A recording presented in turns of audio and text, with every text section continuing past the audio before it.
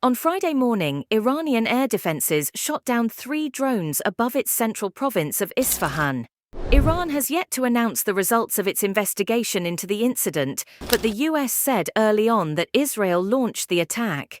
Israel has not commented despite speculation that it was behind it. Observers have, however, been anticipating an Israeli attack on Iran as the next link in a chain of escalation that began with an April 1st attack on the Iranian mission in Damascus that Iran blamed on Israel.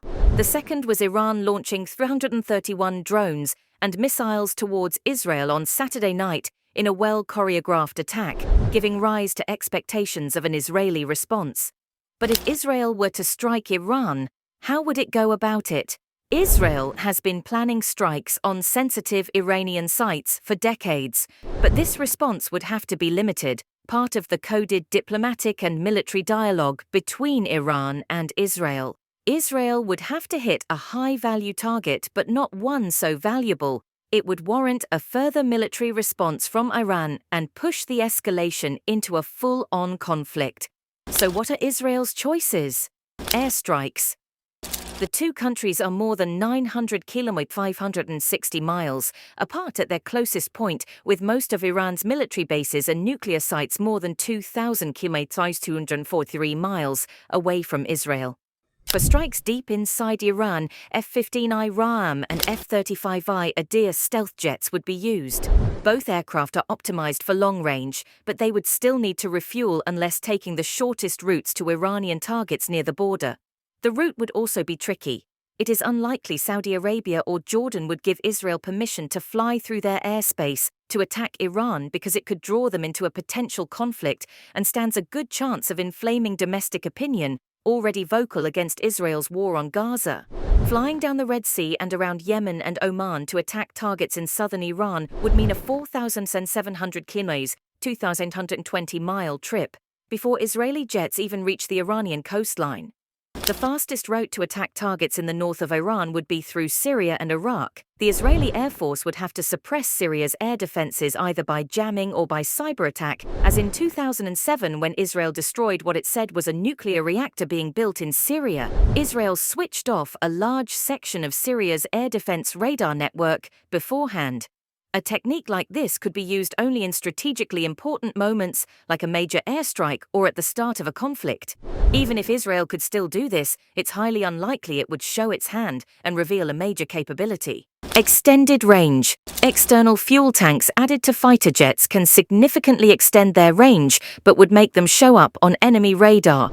There have been reports of Israel-designed fuel tanks that can be fitted on their F-35 Adirs that would still allow them to stay moderately stealthy and invisible to radar.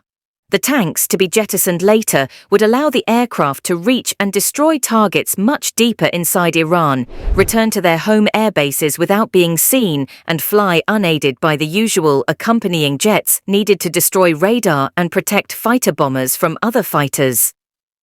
The plan would still be complex and, like all complex plans, subject to failure at its weakest link. Bad luck or enhanced radar. The Iranians have not yet revealed could contribute to Israeli jets getting shot down, not the message of invincibility or revenge Israel wants to send. The naval option. Israel has at its disposal 5 Dolphin-class submarines, German diesel-electric subs that run quickly and are ideal for coastal operations. 2 of the latest subs built for Israel have AIP, or Air-Independent Propulsion, meaning they can stay submerged for weeks as they stalk potential targets. One of the more obvious targets is the Bayshad, an intelligence-gathering command ship that belongs to Iran's Islamic Revolutionary Guard Corps, IRGC. It had been at sea for 3 years and was positioned up until recently at the mouth of the Red Sea near the Bab al-Mandeb Strait.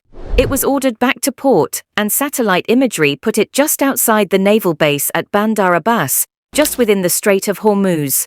The ship is now in home waters and protected by shore defenses but not invulnerable.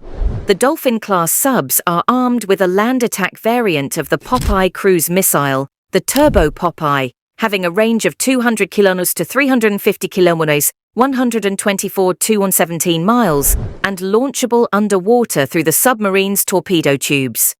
The Dolphin subs are part of Israel's nuclear deterrent, and there are reports a version of the Popeye has a range of 1,500 kilometers, 932 miles, and the latest version of the improved Dolphin class has a VLS, vertical launching system, in its sail, allowing for longer missiles to be launched that would hold more fuel and therefore have a longer range. It would be far easier to attack Iranian coastal targets from international waters than submerge and disappear. Again, the target would have to be big enough to make its point, but not large enough that it has to invite a response from Iran.